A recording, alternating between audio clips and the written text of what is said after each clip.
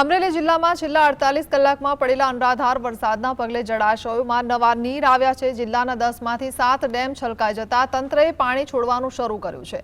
ખોડિયાર ડેમના 2 અને રાયડી ડેમનો 1 દરવાજો ખોલાયો છે, જ્યારે ધાતરવડી 2 ડેમના 10 દરવાજા ખોલવામાં આવ્યા છે।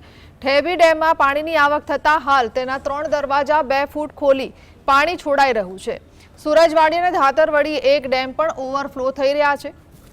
તંત્રએ અમરેલી, ફતેપુર, પ્રતાપગઢ અને ચાપાથળ સહિતના નીચાણવાળા વિસ્તારોને એલર્ટ કર્યા છે।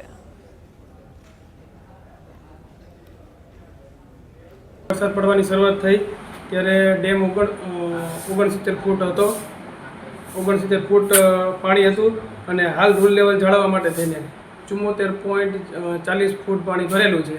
અત્યારે ડેમના 2 દરવાજા 0.15 મીટર ખુલેલા છે। એની સામે 400 ક્યુસેકની આવક છે અને 400 ક્યુસેક